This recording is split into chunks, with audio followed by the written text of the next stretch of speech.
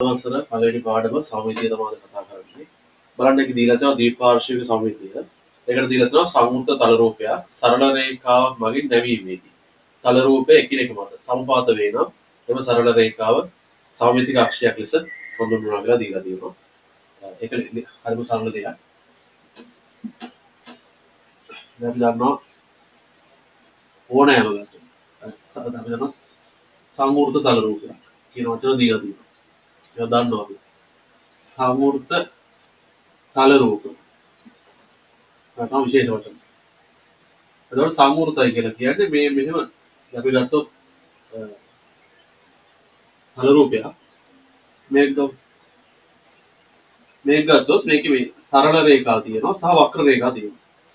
ප්‍රශ්නයක් නෑ. අපිට සරල රේඛා තියෙන්නත් පුළුවන් වක්‍ර රේඛා තියෙන්නත් පුළුවන්. හැබැයි අනිවාර්යෙන් වැහිලා තියෙන්න ඕනේ. වැහිලා නම් තමයි සංවෘත වෙන්නේ. දැන් මේ වගේ රූපයක් ගත්තොත් සංවෘත නැහැ. මේක විවෘත රූපයක්. මොකද මෙහි තියෙන පාදක කොහොමද කියන්නේ දන්නේ නැහැ. ඒතර මේ වගේ එකක් ගත්තොත් මේක විවෘතයි. හැබැයි මේ වගේ එකක් ගත්තොත් මේක සංවෘතයි. මේක සංවෘතයි. එතකොට සංවෘත රූප. හැබැයි නිකා රූප නෙමෙයි. තල රූපයක් වෙන්නත්. ඒ කියන්නේ තල රූපයකින් මේ වගේ තලයක අඳින්න පුළුවන් නම් ඒක තල රූපයක්. ඝන වස්තුවක් කියන්නේ අවකාශයේ ඉඩක් ගන්න ඕන. මොකද මේ වගේ අතර ගන්න පුළුවන්. අතර ගත්තොත් ඒ අවකාශයේ තමයි ඉඩක් ගන්න. නමුත් තල රූප කියන අවකාශය ඉඩක් ගන්න නැහැ. එතකොට මේ වගේ තලයක තමයි අඳින්නේ. එයාලට තියෙන්නේ දිගක් පළලක් විතරයි. එතකොට ඒ වගේ ඒවාට අපි කියනවා තල රූප කියලා. වැහිලා නම් සංවෘත තල රූපයක් කියලා කියනවා. එතකොට සංවෘත තල රූප වල තමයි මේ දීපාර්ශ්ව සමමිතියක් තියෙන්න පුළුවන්. එතකොට සංවෘත තල රූපයක් එක මතක නැවුවාම අපිට මේ වගේ තැනකින් නැවුවා කියලා. ඒ වගේ තැනකින් නැවුවොත් අපිට මේ වගේ හැඩයක්. ඔව් ඔය වගේ. එතකොට මේක එක මතක සමපාත වෙන්නේ නැහැ. එහෙනම් අපේ තියෙන රූපය හරි මැදින් නැවුවොත් තමයි ඒක එක මතක සමපාත වෙන්නේ. එතකොට මේ වගේ හරියට මොන වගේ කැඩෙනවා. එතකොට එක මතක සමපාත වෙනවා නම් අපි ඒකට කියනවා දීපාර්ශ්වික සමමිතිය කියලා. මේ රූපේ නම් මෙතනින් නැවුවොත් දීපාර්ශ්වික සමමිතියක් වෙනවා. නැත්නම් අපි ටියුබ් එක වගේ තමයි. ටියුබ් එක හරියට මැදින් නැවුවොත් එනවා. එතකොට අපි දන්නවා මේ ඍජු කෝණාසයකට මෙහෙම නවන්න බෑ. ඉදිරියේ තියෙනවා. එහෙනම් රූප දෙකක් දීලා දෙනවා. ඕනෑම සංවෘත තල රූපයක්. මේකේ සරල රේඛීය වෙන්න වක්‍ර රේඛීය වෙන්න ඕනේ කියලා නැහැ. මේක සංවෘතයි තල රූපයක්. එහෙනම් මේකේ මෙන්න මෙතනින් නැවුවොත් මේක එක මතයක සමපාත වෙනවා. අනිත් රූපයත් එහෙම. දීලා දෙන එක එක මතයක නැවුවොත් සමපාත වෙනවා. ඊළඟට දීලා තියෙනවා පහත රූප වල සමමිතික රේඛාව අඳින්න කියලා දීලා තියෙනවා. බලන්න ඒක එතන තියෙනවා ඍජු කෝණය.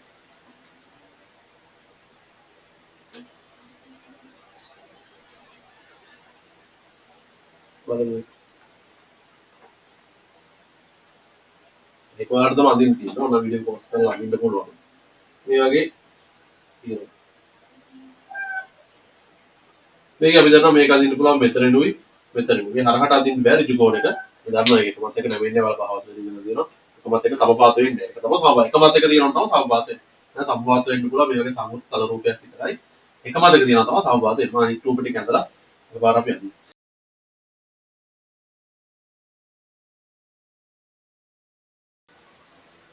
හරි මම රූප ටික ඇඳලා බලමු මේ කොහොමද එන්නේ කියලා මේ සමමිතියක්. දැන් මේක නම් මෙච්චරයි.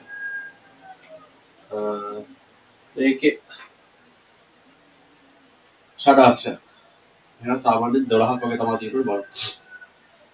මෙහෙම නවන්න පුළුවන්. මෙහෙම නවන්න පුළුවන්. මෙහෙම නවන්නත් පුළුවන්. මේක මෙතන ටිකට නවන්න පුළුවන්. මෙහෙම නවන්නත් පුළුවන්. ඊළඟට මේ මැද්ද නවන්නත් පුළුවන්. 12ක් එනවා. ඔයාලා මේ විදිහට හදාගත්තා නම් හරි. විතරක් ගන්න. මෙහෙම නැවෙනවා. ඊළඟට ඒක පාද ටික නැවෙනවා. තුඩවල වලින් නැවෙනවා. ඔයාලා මේක මම ආයෙත් මට කඩේ වැරදුනා. මෙතන හැමතිස්සෙම තුඩකුයි පාදකුයි තමයි යන්නේ. මේ තුඩට මේ පාද. මේ තුඩ යන්නේ මේ පාද මැදි. ඒක තමයි බෙදෙන්නේ. මේ තුඩ යන්නේ මේ පාද මැදි. මේ තුඩ යන්නේ මේ පාද මැදි. එහෙනම් තුඩ වල ටික නැද්ද? තුඩ වල පහයි කියන්නේ සමමිතික අක්ෂ පහයි එන්නේ. මෙතනත් මෙතන නම් තුඩ වලට අමතරව පාද හරත් යනවා. ඒකට 12ක් එනවා. මෙතන බලමු. මෙතන මෙහෙම ඇඳ හැකියි. මගේ මේ පැත්ත නම් පොඩි. මේ දඬුරා රෝගේ තියෙන එක කියන්නේ ආයි මේ පැත්තට එකක් ඇඳලා. මේකේ දෙකක් ඇඳ හැකියි. ආයි ගාන කියලා නැහැ මෙතන. ආයි මේකේ මේ පැත්තට එකක් ඇඳ හැකියි. මේක එකයි ඇඳින්න පුළුවන්. මේකේ දෙකයි. බලමු ඊළඟ කොටස. දෙවෙනි පිටුවේ තියෙනවා ද්විපාර්ශ්වික සමමිතිය ඇති තල රූප ඇඳීම කියලා. මේක බලන්න මේකේ තියෙනවා ශීර්ෂ සහ අනුරූප ශීර්ෂ කියලා. මේකේ බලමු මොනවද කියලා. ඉස්සලා ශීර්ෂ වලට වඩ දීලා තියෙනවා. සරල රේඛයේ තල රූපයක සරල රේඛා දෙකක් හම්බවන ස්ථානයේ ශීර්ෂ ලෙස හැඳින්වෙයි කියන්නේ. ඊළඟට දෙනවා අනුරූප ශීර්ෂ කියලා එකක්. යම් ශීර්ෂයකින් පරාවර්ත නිවේද ශීර්ෂ අනුරූප ශීර්ෂ ලෙස හැඳින්වෙයි කියලා තියෙනවා. බොහොම ලේසි කොටසක්. මේකේ තියෙන මේ දැන් මේ සම්මුතික අක්ෂය නම් මෙයා ඒක සම්පාතන එක මත එක සමුදීපාද මේ දීපාර්ශික සම්මුතික අක්ෂය රූපයක්. මෙයාගේ ඉන්න ඉදිරියෙන් ඉන්න කෝණය තමයි. මේක නැවුවාම මෙයා හිටින්නේ මෙයාම. එහෙනම් මෙයා මෙයා ඒ අනුරූප කෝණය කියලා කියනවා අපි. අනුපාදය කියලා කියනවා අපි. නැත්තම් මෙයාට A ඩෑෂ් කියලා කියනවා. මේක අනුරූප ශීර්ෂය. ඒතර B ඉන්නවා. B ගේ අනුරූප ශීර්ෂය තමයි B ඩෑෂ්. මොකද මෙහෙම නාපුවම මෙයා මෙතන තමයි හිටින්නේ. C ගේ C ඩෑෂ් තමයි මෙයා. මොකද මෙහෙම නමපුවාම C හිටින්නේ මෙයාම. මේක බොහොම පොඩි කොටසක්. ශීර්ෂ අනුරූප ශීර්ෂය මේ විභාග වලට අහන්න නැහැ සාමාන්‍යයෙන්. හරි බලමු මෙතනින් පාඩම ඉවරයි. ඊට පස්සේ තියෙන්නේ past papers. හොඳයි past papers ටික බලමු. මේකේ දෙනවා පළවෙනි එකේ. මේකේ මේ සාමිතික අක්ෂර සියල්ල අද දක්වන්නලු. මේ පැත්තට එකයි මේ පැත්තට එකයි තමයි අඳින්න පුළුවන්. අඳිනකොට අපි සාමාන්‍ය සාමිතික අක්ෂර කඩේටකින් තමයි දාන්නේ. සහ මේ වැඩිපුර ටිකක් එන්න තමයි අඳින්නේ. දෙවෙනි එක නම් මම අඳින්න යන්නේ නැහැ. ඒක තියෙන විදිහට ඔයාලා බලලා අඳින්න. ඒක අර ඒ විදිහටම ගත්තා නම් අනිත් පැත්තට අඳින්න හරිම ලේසියි. තුන්වෙනි එකේ කියනවා මේ තල රූපයේ සාමිතික අක්ෂර ගණන තමයි අහන්නේ. හරි එහෙනම් මෙතන 6ක් තියෙනවා නම් 12ක් අඳින්න පුළුවන්. පාද හරහත් යනවා, කෝණ හරහත් යනවා. 1යි, 2යි, පාද හරහ 2යි, 3යි, 2යි, 3යි. 6ක් තියෙනවා නේ. එහෙනම් කෝණ හරහා ඊළඟට.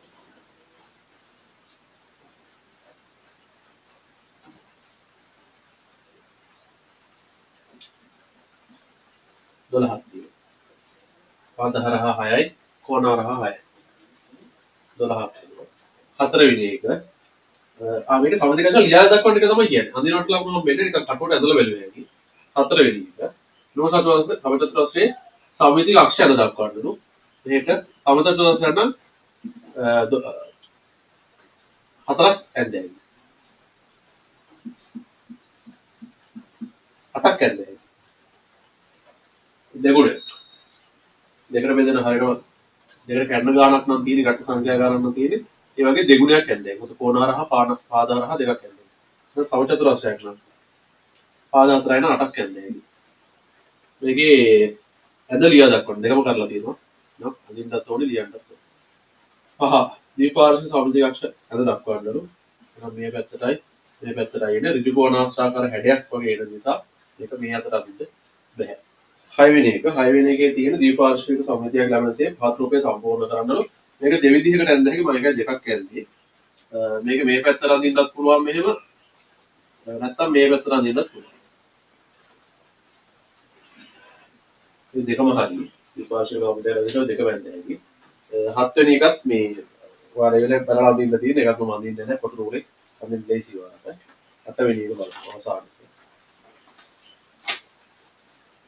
අවසානයේ කියනවා මේ සමකෝණීය ත්‍රිකෝණයේ සමමිතික අක්ෂර දක්වනවා. ඒකත් ලේසි. දෙකට බෙදෙන රූපයක් නේ. 3යි නම් 3යි අඳින්න. ආද 3යි දිගට සංඛ්‍යාවක් නෙමෙයි. මෙතෙන්ට 1යි, මෙතෙන්ට 2යි, මෙතෙන්ට 3යි. කඩේට ගියදින්න ඕන මගේ. ඇද වෙන හින්දා මම කඩේට ගෙන්නුවා. 3යි. එතකොට 3යි තියෙන්නේ. අද දක්වන්නේ 3යි තියෙන්නේ තීන ගාන අහන්නේ. මම දැන් 7 වසර පළවෙනි පාඩම ඔච්චරයි. ඒක මොකක් පොඩි පාඩමක් තියෙන පළවෙනි පාඩම. දෙවෙනි පාඩම නම් දිගටම අපි දාලා තියන්නම්. ඒකත් බලලා යම් දැනුමක් ලබා ගන්න.